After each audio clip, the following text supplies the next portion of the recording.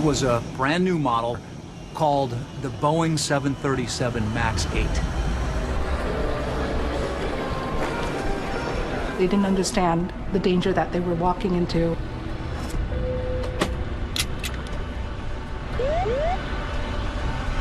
Pull up. Pull up.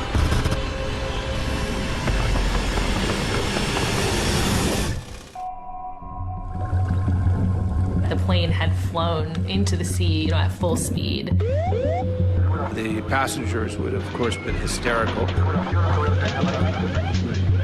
Computers, laptops, phones would have been flying around.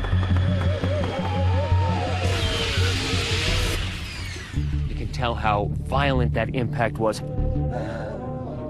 People shouldn't innocently buy an airplane ticket and then be in a flying coffin.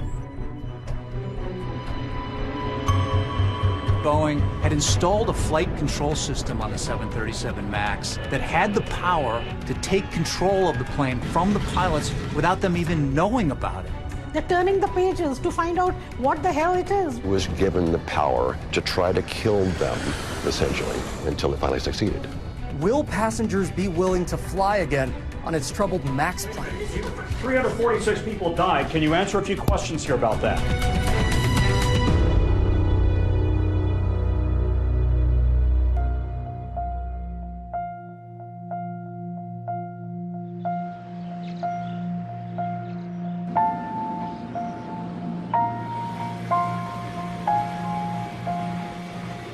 On a sunny March morning in Addis Ababa, the capital of Ethiopia, a truly remarkable group of passengers converged on Bola International Airport.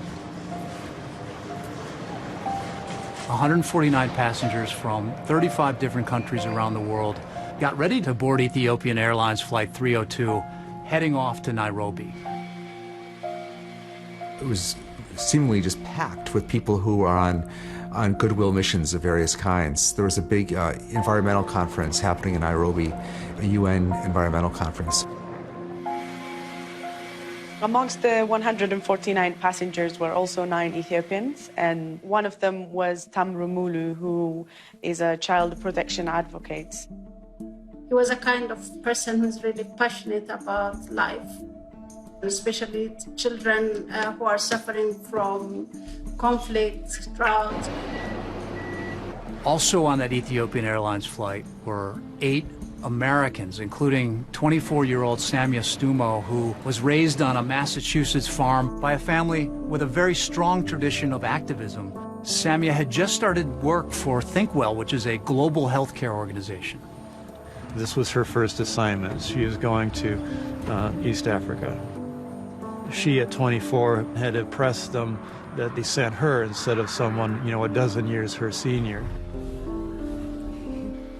But not everyone on that flight was on a goodwill mission. There were also 2 brothers from California, Melvin and Bennett Riffle, on one last adventure together because Melvin was about to become a new father.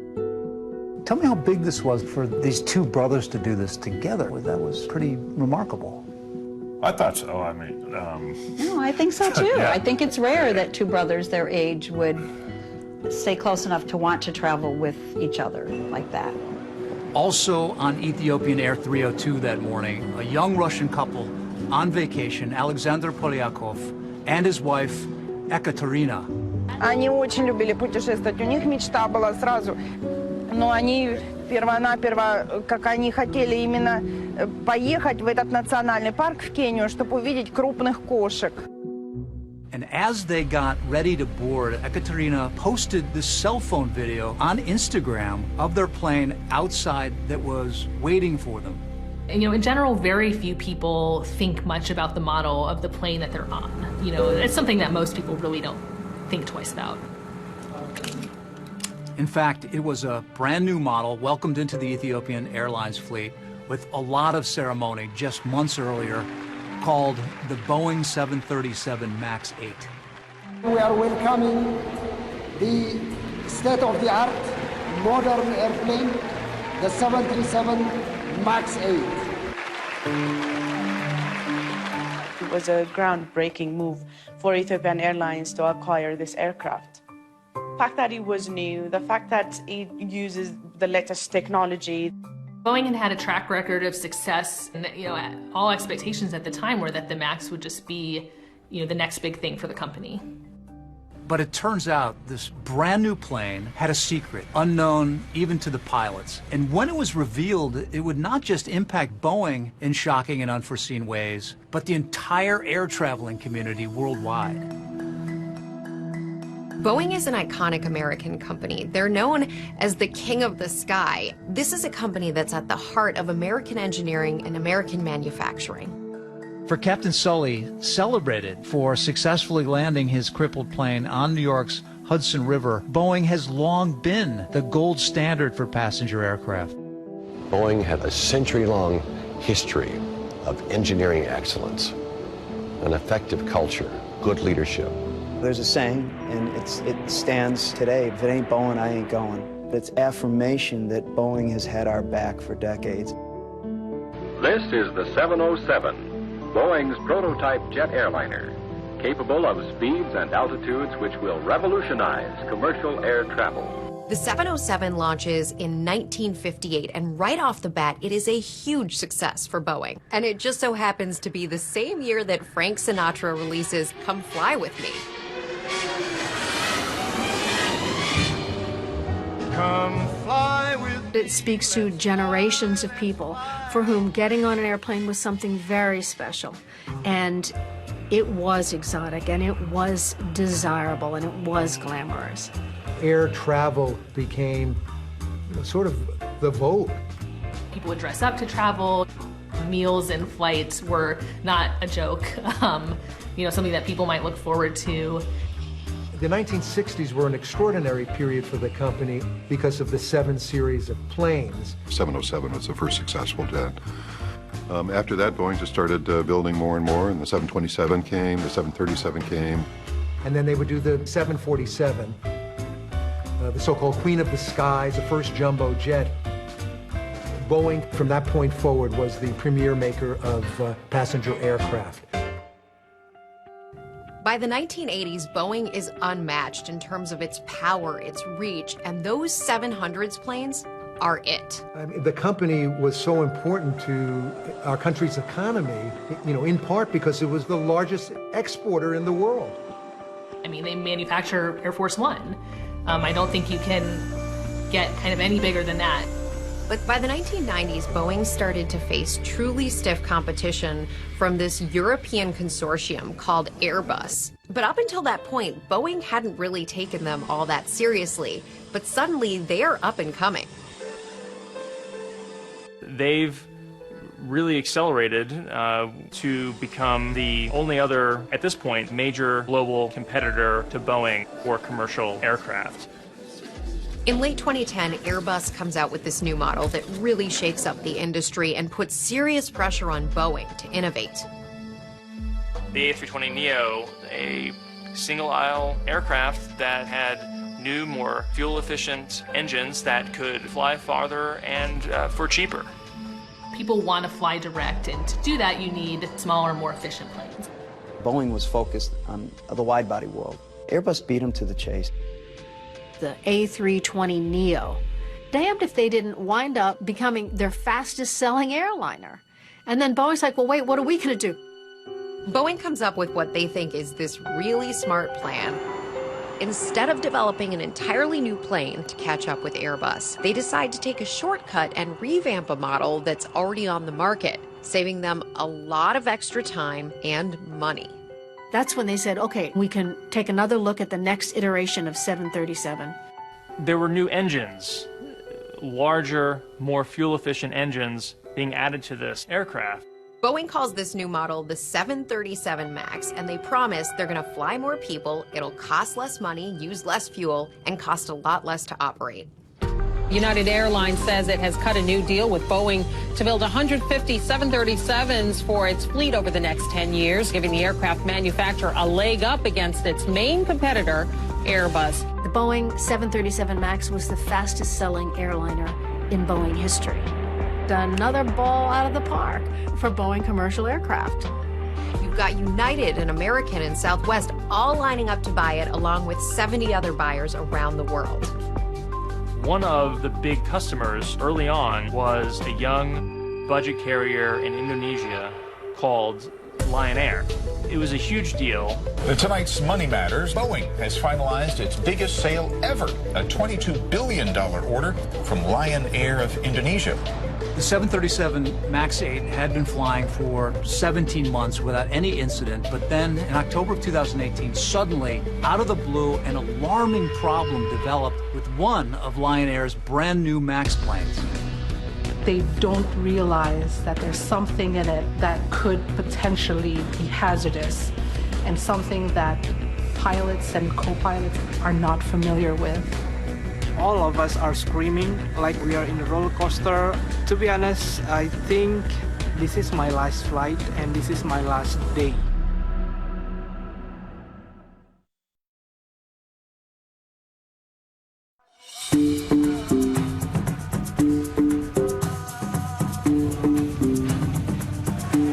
Jakarta is the capital, the largest city in Indonesia, and it's a bustling metropolitan with around 10 million residents. The aviation industry was booming, especially with the increase of the middle class in Indonesia. One of the airlines that benefited from that boom in air travel is Lion Air, an aggressive, rapidly growing budget Indonesian air carrier.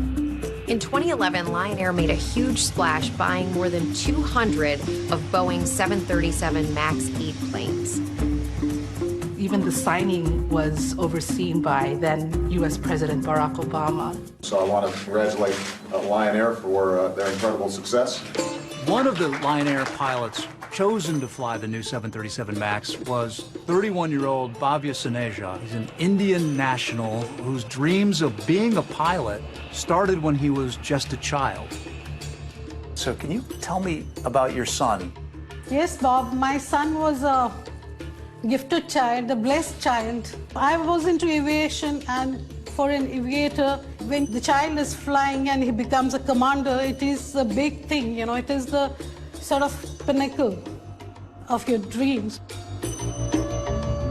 Even though her son had over 6,000 hours of flight experience, Sangeeta says she was really concerned after learning that he wouldn't be going through pilot simulator training for the MAX. But I said, you haven't had a simulator training, how can you go for MAX? And it is a more powerful engine. So without a simulator, how will you manage?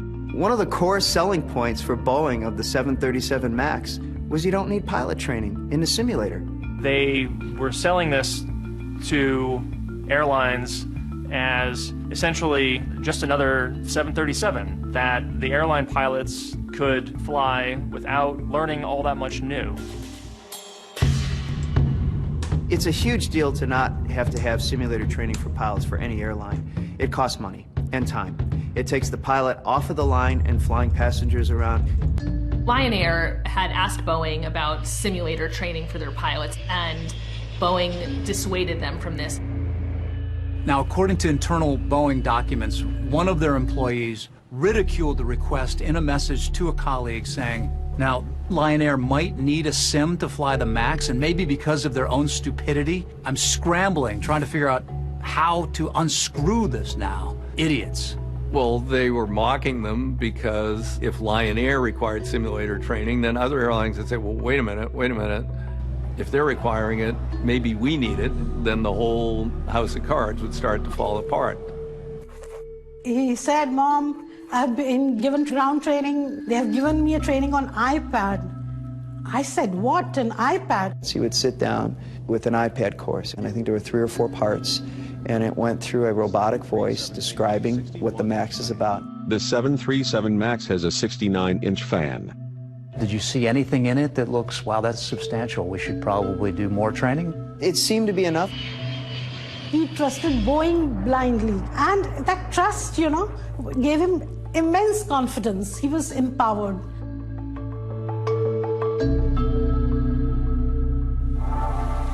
In October of 2018, Lion Air had a handful of the new 737 MAXs in its fleet. And one of the aircraft was going to be departing from Bali with the crew and passengers. Me and my colleague in office, we went to Bali about October 2018. Bali is amazing for holiday, especially in Asia. Lion Air flight JT043 was scheduled to take off from Bali to Jakarta. The flight was quite full of passengers, and most of them are local or domestic tourists like me. It's around 7 or 10 minutes after the takeoff, the flight suddenly feels like a fall down. It was a dive, a steep drop, 200 feet, and it wasn't something that was just caused by turbulence. All of us are screaming like we are in a roller coaster. How many times did it go up and down? Up and down 4 times. 4 times? Yes, the flight attendant who was sitting in the back, they could feel it up and down in extreme way. When an aircraft is pitching aggressively downward like this aircraft was, and it may feel as if your stomach is coming up into your throat, basically, but then comes the positive G's. It'll squash you down into your seat. To be honest, I think it almost like this is my last flight and this is my last day. It just so happened there was a third pilot traveling on the plane, and he steps in and helps them get control of the situation. Until it's landed to the airport, I can hear everyone like say, so relief. Some of the passengers are Muslim. I can hear that say, Alhamdulillah, thanks God. I cannot say it in a word. It's really relief. Yeah, I still feel a little bit shaky until now about that. The pilots were able to control it. They knew they had a problem, but they didn't understand exactly what the nature of the problem was. After the flight successfully landed in Jakarta, the pilots logged that they'd had some issues, but they'd left a lot of gaps in understanding what had happened on that flight. That left the next crew in the dark about potential problems with the aircraft.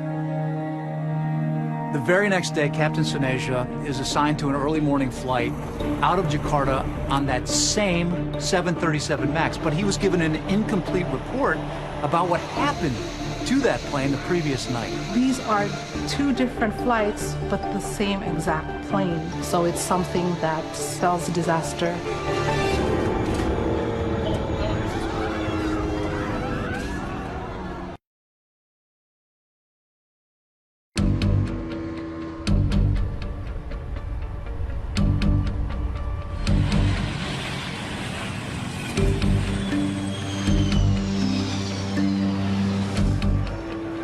On the early morning of October 29, 2018, at the airport in Jakarta, the capital of Indonesia, Lion Air Flight 610 was getting ready to take off. Its destination was the city of Pangkal Pinang, which is located on the Indonesian island of Bangka.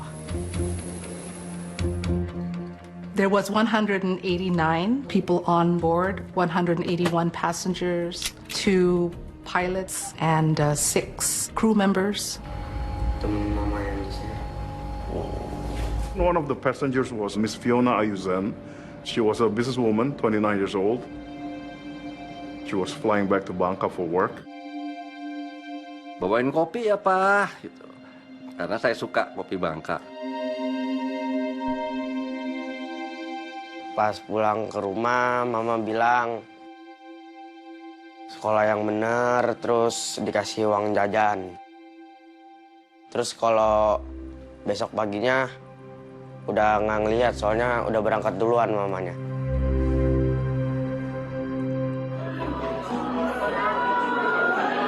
There was also another passenger by the name of Fendi Cristanto. He was flying to Bangka on a business trip and also on a personal trip. His father just passed away. Karena dia mau mengikuti sembayang bersama dengan keluarganya untuk sembayang orang tuanya. Pulang mau ngikutin sembayang yang ke-21 hari. One of the passengers shot some video as they were boarding the flight. No one on board, including the pilots, had any idea that this very same plane suffered a near catastrophe in the air just the previous day. And on that video, you can see the brand new 737 MAX out the window. Lion Air Flight 610 on that same 737 MAX is taking off from Jakarta. Very shortly after the flight takes off, the pilots are struggling with the plane. The stick shaker pops off. It is loud and it is rattling in the captain's hands. There are a cacophony, a tidal wave of other distracting alerts. Airspeed disagree, altitude disagreed. Pull up, pull up.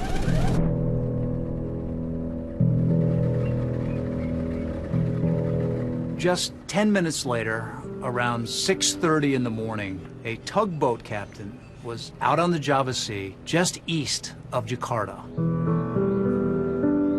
Saya merasakan ada sesuatu benda yang jatuh. Nah, di situ dalam hitungan detik terdengar dentuman cukup keras. Apa itu? Jadi saya menghubungi Jakarta Radio. Iya, itu telah terjadi pesawat jatuh. The crash site, it is about 25 miles from Jakarta seaport. On my way to the crash site, really, I pray to God. I had great expectation that everybody still alive. Arriving on scene, when I saw the debris, the small pieces of your fuselage, I lost my hope. Kalau di dalam, kebanyakan itu hampir sama dengan yang ada di permukaan. Karena yang ada di dasar laut, di kedalaman itu adalah potongan-potongan tubuh ataupun bagian-bagian pesawat, entah itu serpihan, kursi.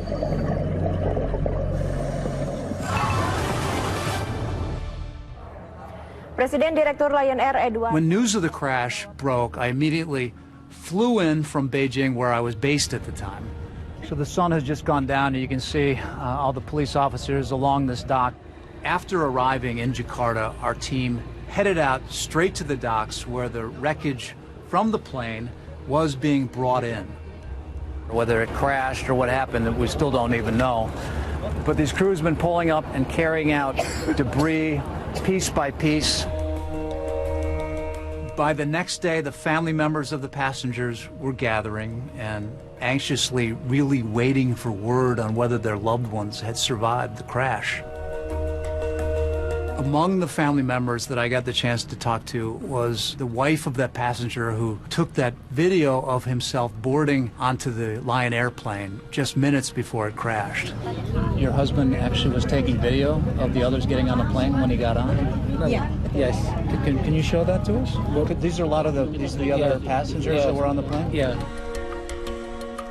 Is there still some hope that there are survivors? Yeah, we do believe that God still control, and we still have some hope that they can find him alive.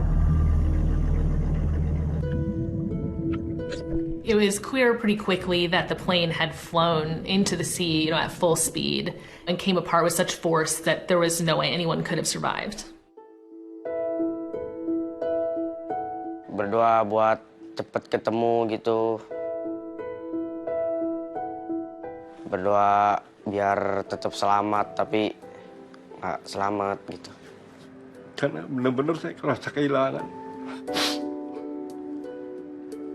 Hubungan antara Fiona dengan ibunya ini sangat dekat. Nah, begitu mendengar kecelakaan itu benar-benar down sekali. Benar-benar shock, down. Jadi 1 hari setelah pesawat jatuh, mendengar kabar ibu yang meninggal.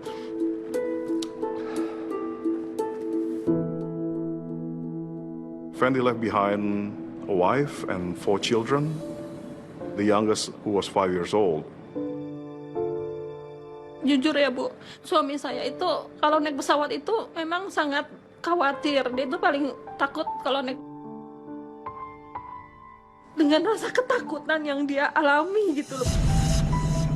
At the time, very little was understood about what might have happened. Brand new plane, nice enough day, nothing in particular that would point to an immediate cause of this accident. This is a fairly new plane. The 737 MAX, it had only 800 flight hours. But it turns out there was a hidden danger on that plane.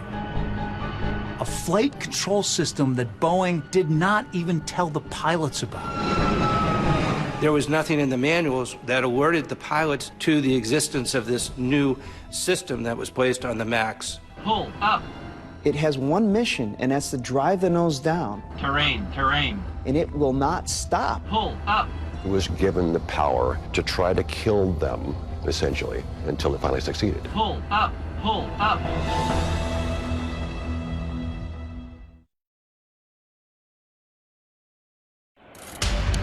Devastating plane crash in Indonesia. Lion Air jet with 189 people on board fell into the sea minutes after takeoff, leaving no survivors. So far, 24 body bags have been delivered. The jet was a new Boeing 737. I got to say, my first thoughts were, boy, it's a brand new airplane. It must have been bad maintenance, or it must have been pilot error. A lot of Indonesians initially just saw that this was Lion Air fault. ABC's David Curley has the story. Good morning, David. George, the real thing that we need to find are those two black boxes, which will yield a lot of answers to all these questions. The National Transport Safety Committee found the flight data recorder on the 1st of November. It was just only 3 days after the crash.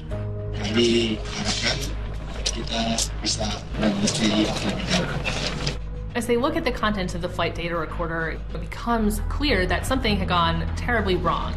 The pilots are struggling with the plane, almost in a tug of war. When we found the black box, we found that the aircraft was pitching up and then down, down and up, and down and up. It's up and down for about 24 times. Had you ever seen anything quite like this? I never knew any case of the aircraft can fly up and down like this. I knew that the pilot was fighting with the aircraft. It would have been a terrifying roller coaster ride. During that time period, the passengers would have, of course, been hysterical. Things would have been flying in the cabin. Computers, laptops, phones would have been flying around. People would have been screaming. It was a clear weather, so they could see the sea. And I think it will be very scary for everyone in the cabin to see outside, to feel the speed.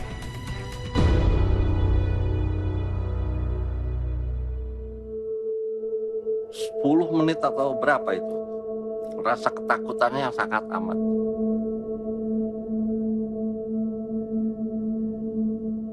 Saya yakin saat itu dia sangat takut sekali, Bu, dengan pesawat yang goyang seperti itu. Saya bisa ngerasain juga. When the cockpit recorder was eventually recovered, it was revealed that pilots were rifling through the pilot manual, trying to apparently figure out what to do. They're turning the pages to find out what the hell it is, why the aircraft is going down. They started shouting about which procedure should do. They knew that they were having serious problems, and they just screamed the name of God. That point of time, that only pain he must have felt was the sense of failure, that he's not able to save others. Except that he was a brave child, you know.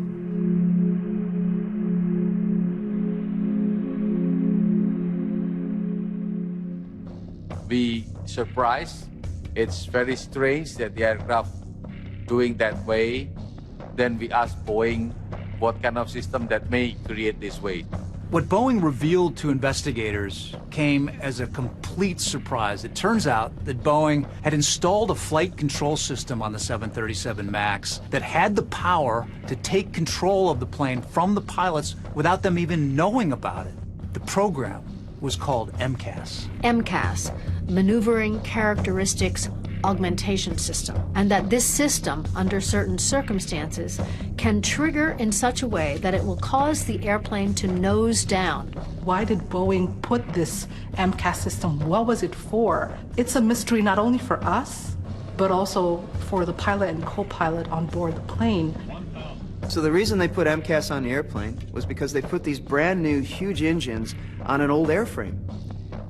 In order to have sufficient ground clearance, they moved the engine further up above the leading edge of the wing and further forward, and that changed the way the airplane flew. And this effect of the engines came in and the airplane starts to want to pitch up all by itself. The idea was to provide something that would offset that pitching moment or causing the nose to come up. When the plane computers think the plane is in danger of a stall, so in very basic terms, MCAS pushes the plane's nose down by automatically triggering the rear horizontal stabilizer. So the MCAS is there to correct what MCAS thinks is wrong. Right. The pilots have no idea why this plane is going down against their will, Yes. so they try to fight it back. Yes. One of the most fundamental muscle memory things about knows how to do. If the nose goes down too far, you pull it back and you trim. And this battle goes back and forth a couple of dozen times. So it was MCAS, it was the computer against the pilot. Yes, and the way MCAS was designed, it was given the control authority to do it as many times as necessary. In other words, it was given the power to try to kill them, essentially, until it finally succeeded. Boeing's revelations about the MCAS system and what caused it to activate on the Lion Air flight in the first place would cause an uproar in the pilot community, and it would all lead to a secretly taped meeting where Boeing was recorded telling pilots that MCAS was being fixed. Those are going to be relatively straightforward software changes that we expect to be done in a fairly short period of time. We want to make sure we're fixing the right things. But while that was happening, the plane would continue to fly. They were rolling the dice with the lives of the global traveling public.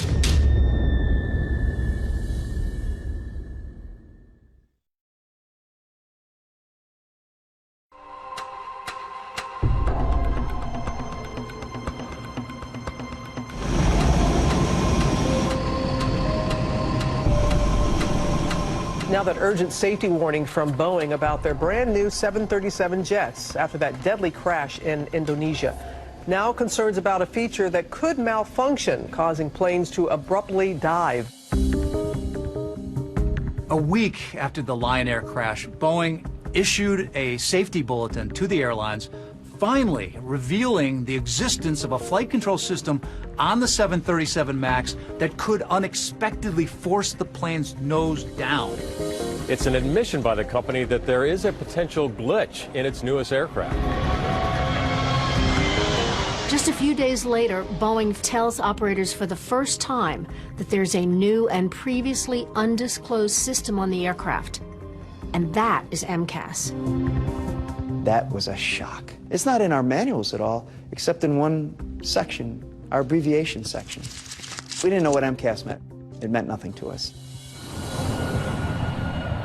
But there was another critical question to be answered. What caused MCAS to force the nose of the Lion airplane down in the first place? The plane was flying normally, so why did MCAS activate? Among a lot of surprises was that MCAS was triggered by a faulty angle of attack indicator, which is a relatively innocuous piece of equipment on the side of the airplane.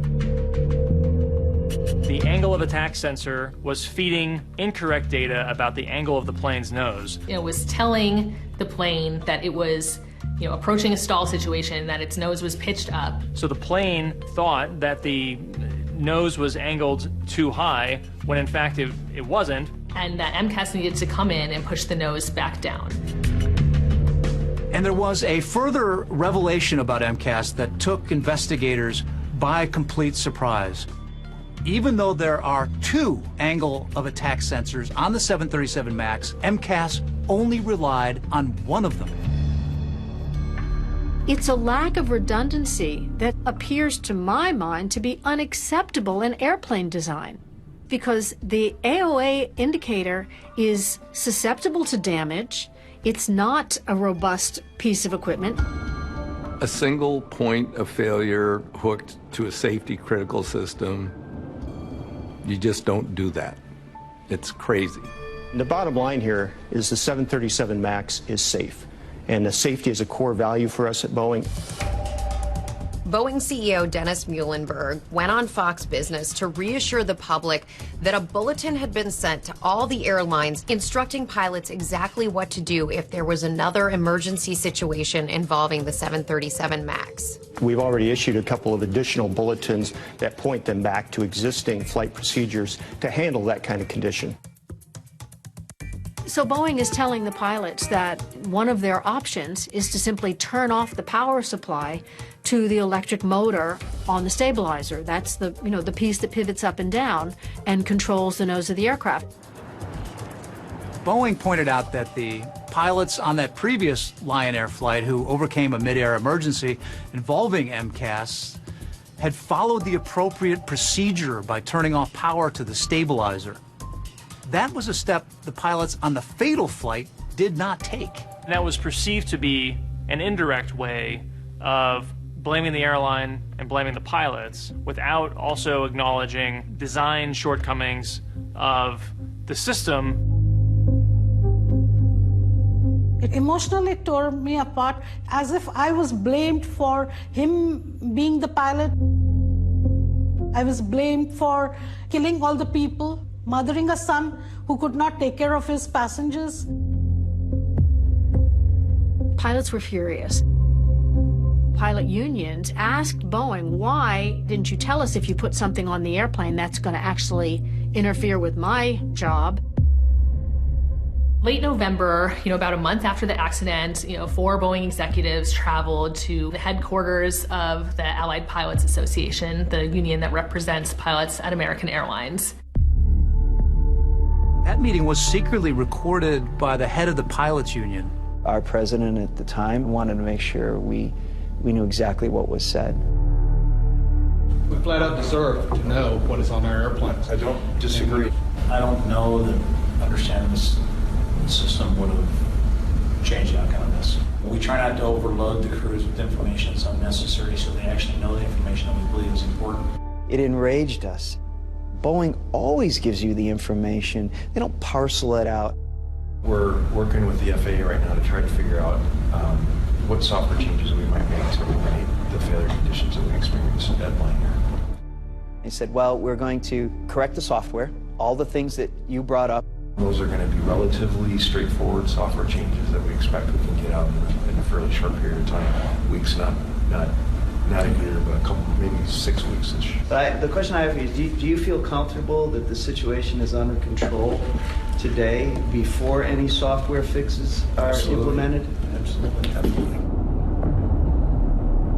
They were taking a gamble with keeping that in the air. They had such a big bet on the 737 MAX. They had staked their reputation. They had staked their financial future on it. 4 months after that Lion Air crash, the 737 MAX is still flying all over the world.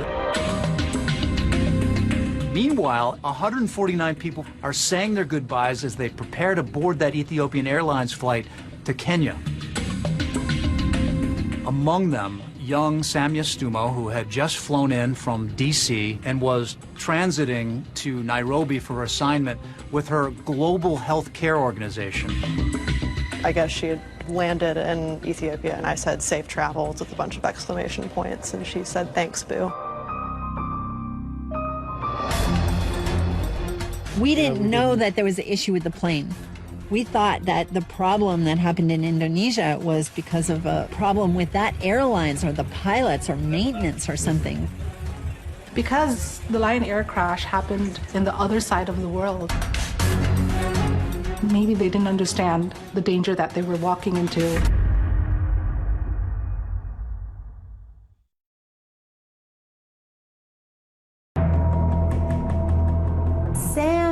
Samia, where are you? Where are you, Samia? Boeing killed my daughter. We're not afraid of anybody. And the bottom line here is the 737 MAX is safe. Pull up. We flat out deserve to know what is on our airplanes. The nose is pointing down, and it's over. Boeing 737 MAX 8 crashing to Earth just 6 minutes after takeoff. There was not a plane there. There was a hole in the ground. The pilots have no idea why this plane is going down against their will. Pilots were furious. Why didn't you tell us if you put something on the airplane that's going to actually interfere with my job? What really shocks me is their greed. How they have the audacity to do what they're doing. You're not the person anymore to solve the situation. Maneuvering characteristics augmentation system. This system, under certain circumstances, can trigger in such a way that it will cause the airplane to nose down, independent of the pilot's judgment. It turns out there was a defective sensor on that Lion Air plane that accidentally triggered MCAS to activate and caused the plane to repeatedly go into a dive before it finally crashed. After Lion Air, there was not a lot of urgency. I think it was sort of easy to dismiss it as a one-off. I would say it pretty quickly faded from view for the majority of the traveling public. On March 10th, 2019, Samia left D.C. for Addis Ababa, Ethiopia, where she would be transferring to another plane on her way to her assignment in Kenya. So there's 149 travelers from around the world, and they're about to get on the newest Boeing airliner, the 737 MAX. They have no idea of the danger.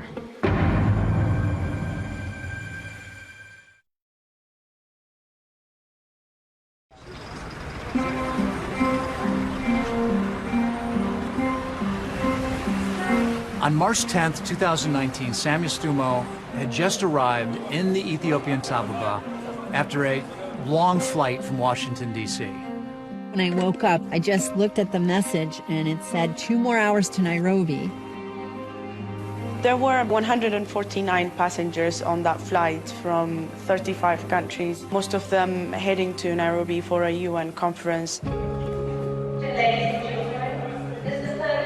Also, at Gate 12 in Terminal 2, those two brothers from California, Melvin and Bennett Riffle, who were enjoying a globe-trotting jaunt together before the birth of Melvin's daughter.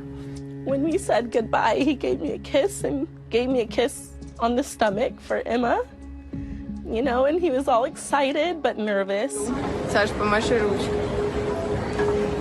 There were also this young Russian couple who posted a video on Instagram showing the 737 MAX, a brand new aircraft. Unlike the pilots involved in that Indonesian crash, the Ethiopian Airlines pilots knew about Boeing's MCAS flight control system, and Boeing had actually sent a directive to airlines instructing pilots what to do if a plane went into a sudden dive on its own.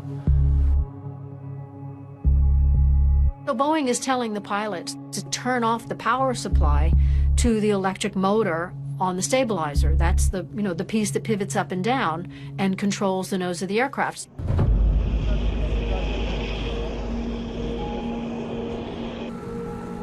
It was a bright Sunday morning. The plane took off at 8:30.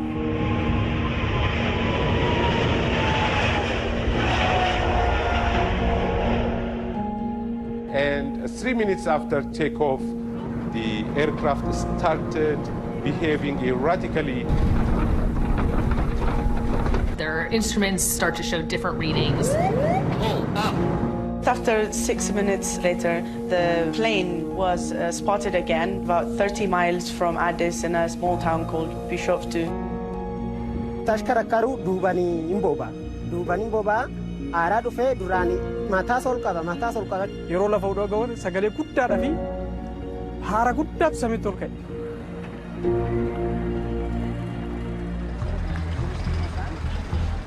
Immediately drive to the Ethiopian Airlines compound. There were family members, people were crying and some of them holding their head, and it was so horrifying to see them. an hour earlier or something, I talked to him and it just didn't feel right. I don't know, I was trying to deny that it happened or it's true or somehow he has been spared. We start in Ethiopia where around 157 people are feared dead after a plane crashed early on Sunday. Within, I think it was 2.5 hours or 3 hours, we were on a plane headed to Addis Ababa. This dirt road takes you to the field where that crash site is. So finally, after almost 3.5 hours, that we arrive at the crash site and it's splayed out in the fields. Right next to the debris field, you have the smell of jet fuel intermingled with the smell of death. And you can see those workers picking through everything, trying to ensure that they don't miss any key parts of the plane. The plane came down at such an enormous rate of speed, basically as fast as a cruise missile flies, that it essentially disintegrated into that hole. You can tell how violent that impact was, how shredded these metal components are. But you also have to remember that there is more difficult work here for a lot of these workers here, and that is dealing with the people who are on these planes. And everywhere you go, you see shredded bags and personal effects.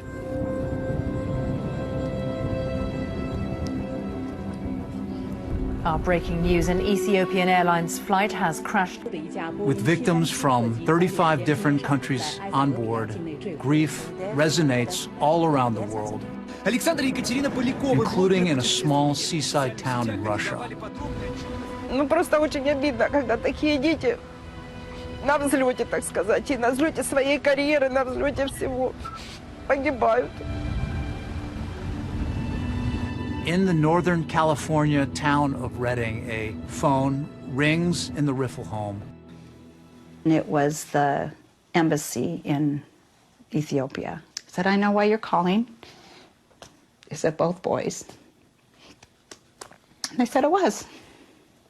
It's something you can't believe when you hear it. It's just like you're in a nightmare or something, and it's just totally unbelievable. It's one thing to lose one of your children, and you lost both. Yeah. Lost our family, and we had to help Brittany. I said, please don't tell me my husband's dead. And Susan said, both of them. And I just collapsed. What do I do now? I'm pregnant. What do I do? Our baby.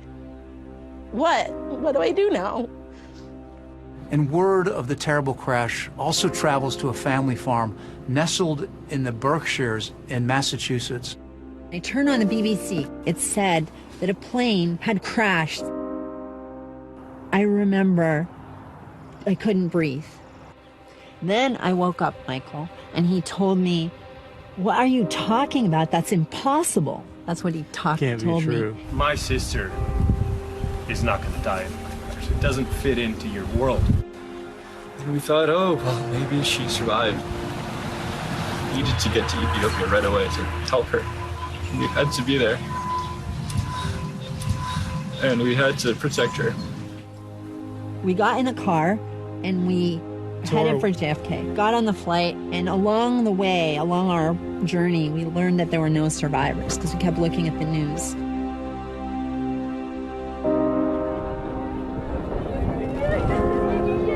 Like Nadia and Michael, many grief-stricken families made their way to the crash site, desperate to find any trace of their loved ones. You know, there was not a plane there. There was a hole in the ground. Anybody able to find the body remains? There was nothing bigger than a femur bone. The black box data now in the hands of Ethiopian officials. As the investigation continued in the cause of the crash, there was a question on many people's minds. Would Boeing 737 MAX plane be implicated in a fatal tragedy again?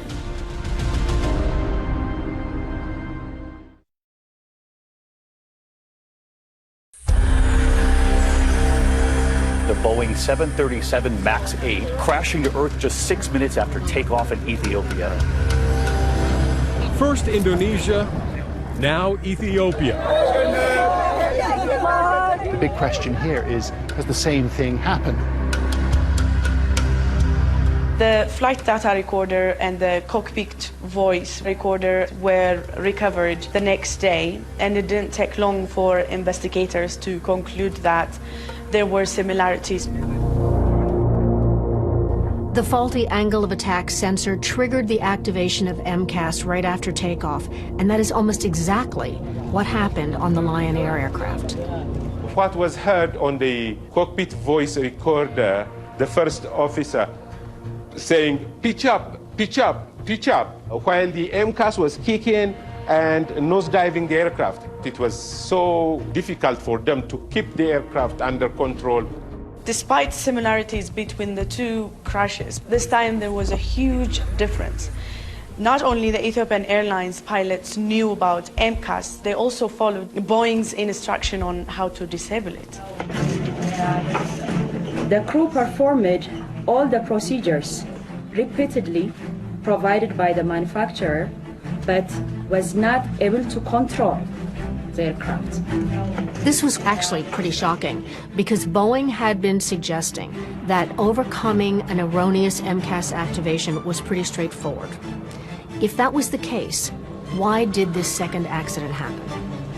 To better understand why those pilots could not recover control of the plane, we asked two experienced American Airlines pilots and members of the Allied Pilots Association to take us through what might have occurred in that Ethiopian Airlines cockpit based on information from the black boxes.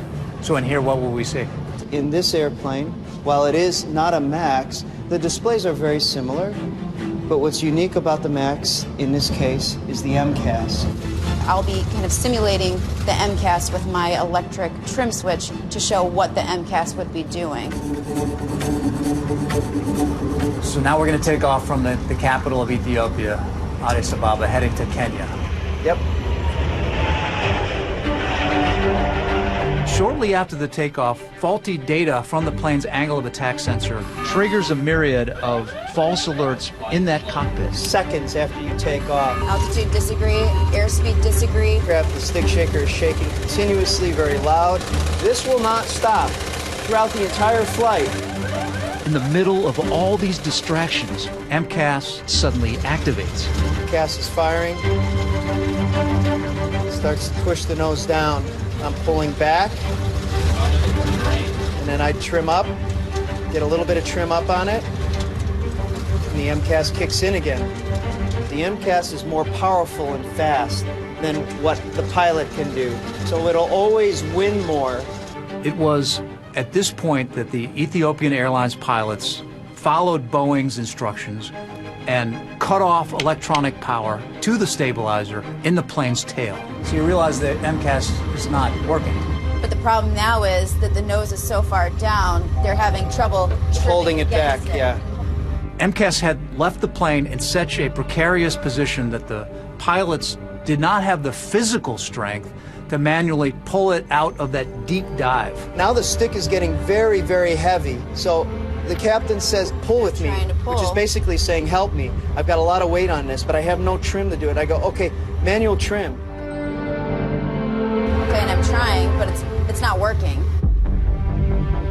I can't hold it back. Unable to control the plane manually, in a last-ditch effort, the Ethiopian pilots decided to turn the electronic stabilizer system back on. The MCAS fires. And this fire goes and goes. I'm pulling back, a little bit of trip. And now the nose is pointing down and it's over. Stop the sim. They're headed toward the ground. They turn those switches back on, which is not in a checklist, but welcome to the battlefield. You're staring at the ground and you don't know what else to do. Do you ever think about what goes through the mind and the heart of pilots when the plane is going down? Yes, I don't like to think about that. I think that's everyone's worst nightmare. It's hard. But they fought. They fought. They did what pilots do. The system let them down. The system let them down. Unlike with Lion Air, the Ethiopian air crash has sudden and swift repercussions for Boeing. Ethiopian Air immediately grounds their entire MAX fleet, and like a domino effect, countries around the world start grounding their fleets. All of us at Boeing are deeply sorry for the loss of life in the Ethiopian Airlines Flight 302 and Lion Air Flight 610 accidents. Boeing was saying that they were working on adding safeguards to MCAS to make a safe airplane even safer. Would the accident have happened without MCAS, though? You call it a link. It's a chain of events, right? There is no singular item. It's a chain of events. But what you came up with in the end was flawed, was it not? We've designed the MAX to have the flying qualities that were desired in the hands of the pilots. The MCAS system is part of that design effort. Corporations always see profit, always see brand protection.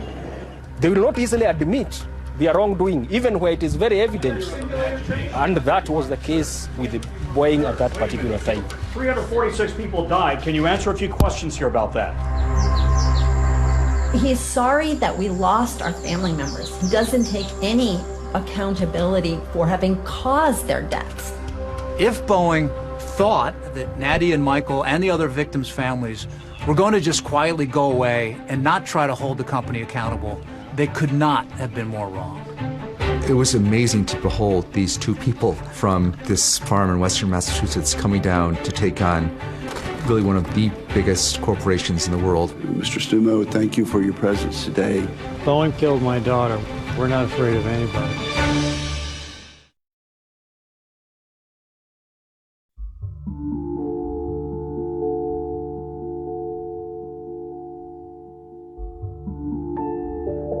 In the fall of 2019, Nadia went back to Ethiopia. After months of digging and searching, workers had actually been able to find some remains from the crash. And Nadia brought back those remains, and they actually included some artifacts. We got back Samia's business journal, which talks about her plans. We got back her passport. This is a business blouse that she took with her, and it all smells of jet fuel. They fill the room with the smell. I mean, to me, it's a smell of death. I don't want other mothers and other families to go through this. I don't want them to be trying to hear their daughter's voice and, wonder what you would say to them.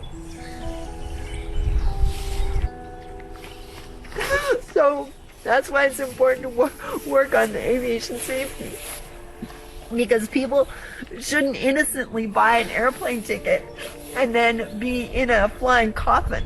While Nadia and her husband Michael were consumed by grief, they were able to quickly turn their anguish into action against Boeing.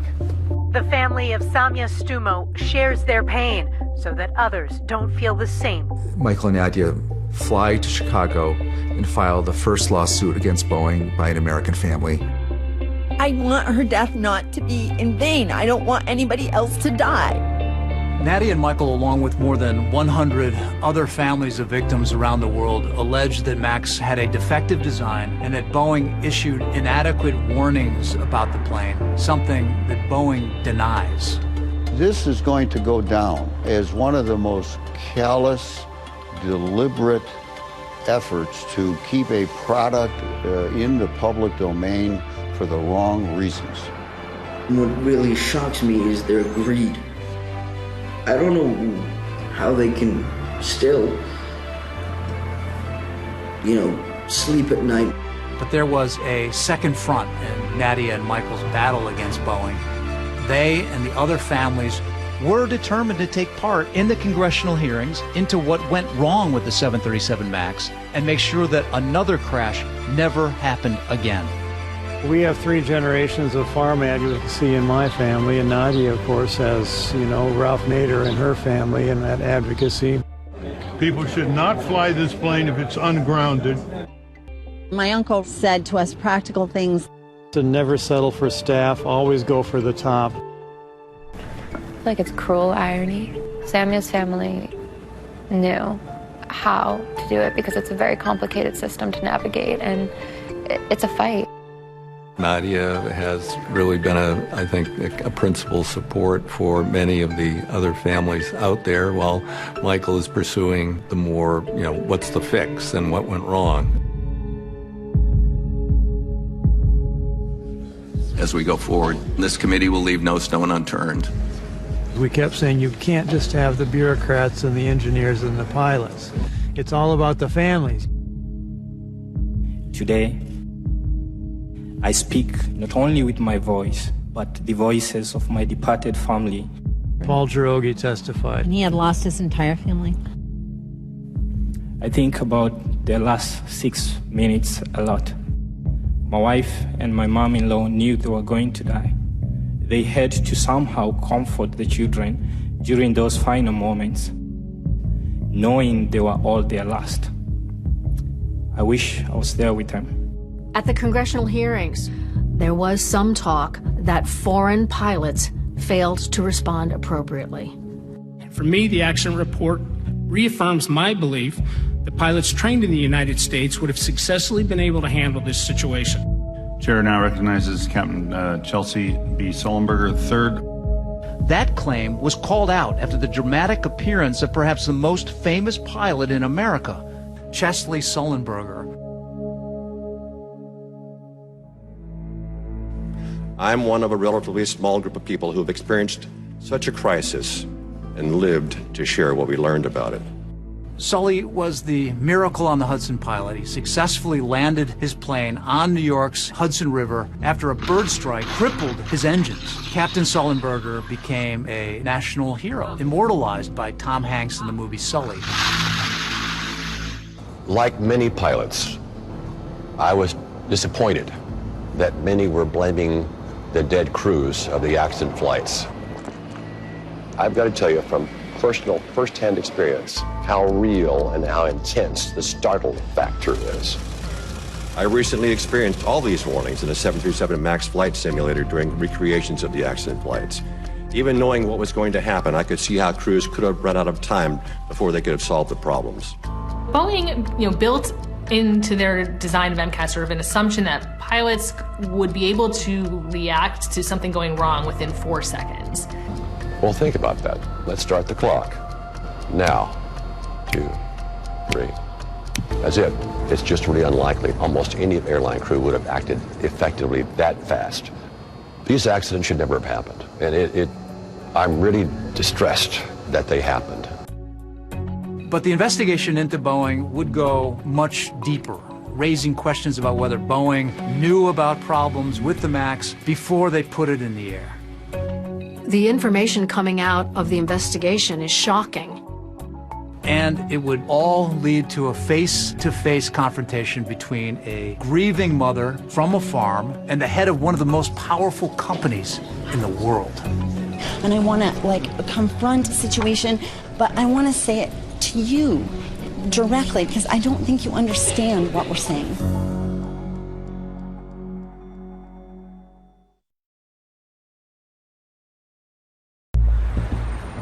The things that are coming out of the investigation are shocking about what Boeing knew and what it was saying internally.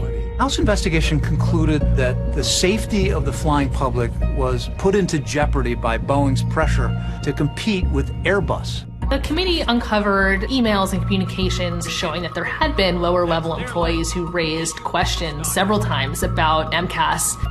In an internal email, a Boeing engineer wrote about that problem that triggered MCAS in both plane crashes, saying, "Are we vulnerable to single sensor failures with the MCAS implementation?" This is back in 2015, asking about the vulnerability of these particular devices. Yeah, they're setting my daughter up to die in 2019. These are questions of life and death, but that's not how they treated them in the company. House investigators released documents they had obtained from inside Boeing showing that their own training pilots had a very dismissive attitude towards regulators and customers. One Boeing employee who emerged as a central figure in the investigation was Chief Technical Pilot Mark Fortner, who became well known in the media after his emails became public. Mark Fortner was the one who asked regulators whether they could remove any mention of MCAS from the flight crew operations manual. Fortner, in some of the emails and instant messages, was kind of gloating at his ability to, as he said, Jedi mind trick regulators. In fact, it was Fortner who wrote that instant message to a colleague, mocking Lion Air for their stupidity in requesting simulator training, referring to them as idiots. His emails were shocking, but they're just the tip of the iceberg of the failure of the safety culture at Boeing. Some Boeing employees openly questioned the safety culture of the company during development of the 737 MAX. In one email, a worker said, "This airplane is designed by clowns, who in turn are supervised by monkeys." Another Boeing employee wrote, "Frankly, right now all my internal warning bells are going off, and for the first time in my life, I'm sorry to say that I'm hesitant about putting my family on a Boeing airplane." The safety culture was eviscerated under production pressure. Meanwhile, Nadia, Michael, and the other families have another battle to fight. And that's with the Federal Aviation Administration, which certified the 737 MAX as safe and allowed it to fly even after the first crash. One of the most explosive discoveries came from within the Federal Aviation Administration. And remember, the FAA's sole job is to ensure the safety of the traveling public. After the Lion Air accident, the FAA had done an analysis, that indicated that if nothing was changed, that there might be, 15 accidents over the course of the next decades while the MAX was in use. And, that would make it, the deadliest commercial airliner, ever. We stood out there in front of the FAA with our sign. Her life was just cut short. That was caused by complicity with Boeing.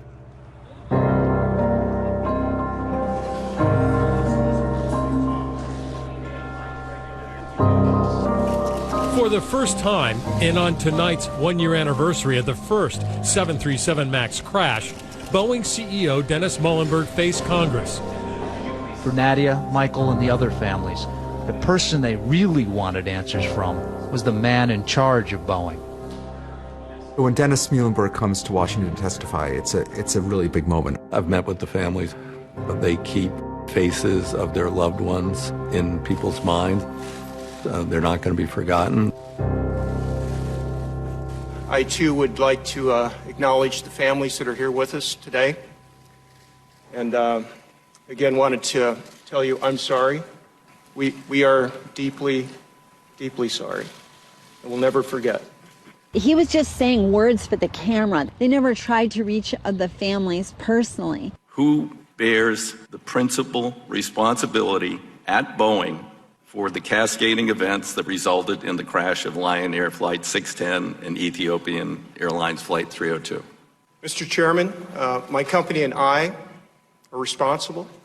We're responsible for our airplanes.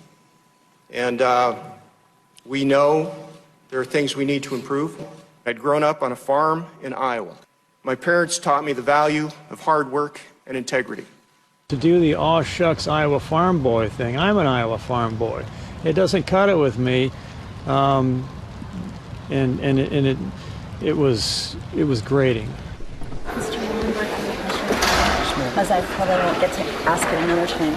Well, you talked about Iowa just like one too many times, and the whole group said, "Go back to the farm. Go back to Iowa. Do that. You're not the person anymore to solve the situation." But I want to say it to you directly, because I don't think you understand what we're saying. I respect that. I really do. In the end, it's about safety. And Even if you're not capable of doing that. I respect your inputs there. I just tell you, we are very focused on safety, and you have... I wanted to pierce through to the human being. Imagine being in our shoes. Just a couple months after the House hearing, Muilenburg was forced out as CEO of Boeing. But while Muilenburg may be gone, the clouds of suspicion over Boeing remain. And the Justice Department is investigating, and hopefully some people are going to go to jail. But after losing billions because of the MAX scandal, Boeing's commercial future may hinge on one question: will passengers be willing to fly again on its troubled MAX?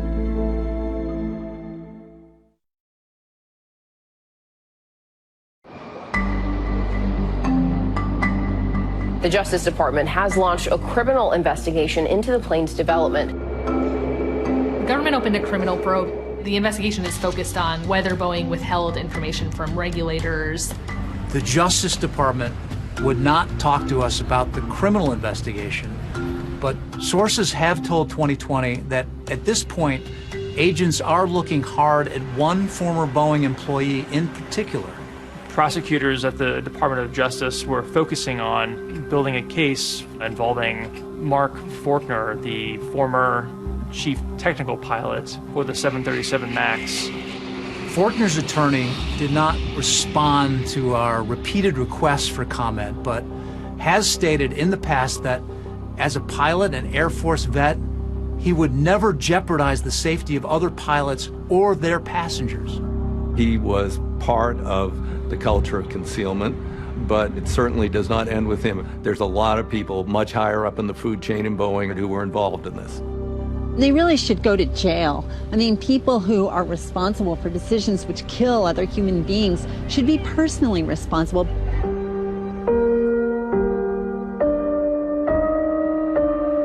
But the ongoing criminal investigation is one of just many problems facing Boeing right now. Their reputation is in tatters. At this point, Boeing is looking feverishly for any success. Getting the MAX flying is still at the top of their list.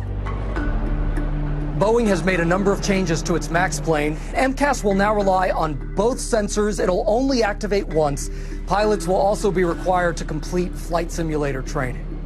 And in a statement to 2020, Boeing said it had made a series of meaningful changes to strengthen our company's safety practices and culture. Cleared for travel. That was the message from the Federal Aviation Administration to Boeing for its 737 MAX. One of the longest aircraft groundings in history is over. I am 100% comfortable with my family flying on it. After a 20-month grounding, just last week, the FAA approved the Boeing 737 MAX to return to the skies. And on its website, American Airlines advertises the first MAX flight from Miami to New York City on December 29th. I do think the 737 is a safe airplane. I have no issue about that. But this MCAS thing was bad. I think that trust is going to be really hard to get back at this point.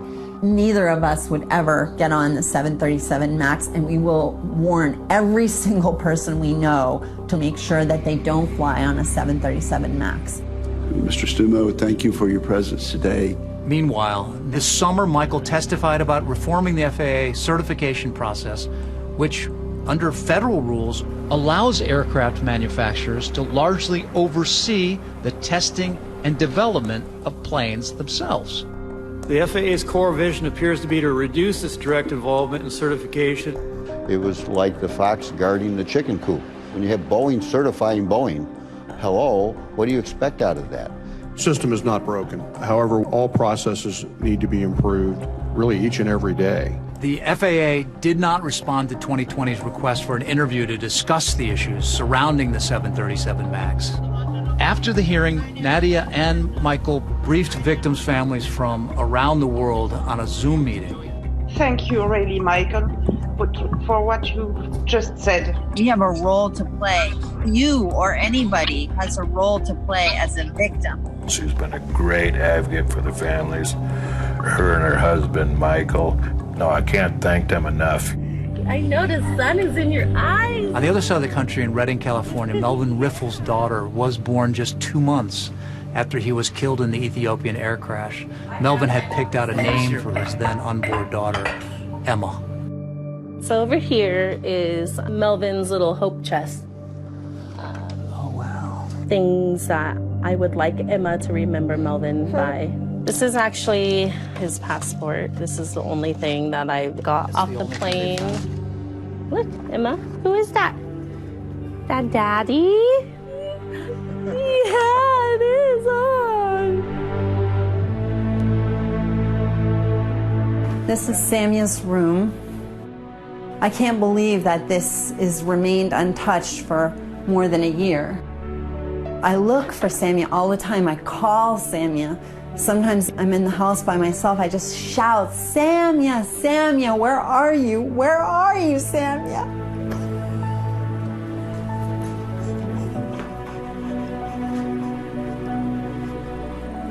But Boeing took her, and I wish I could trade places with her. She deserved to live, and the world deserved to have Samia. I know she would want her family to fight that other people not die. Sammy just wants people that are wronged to be righted.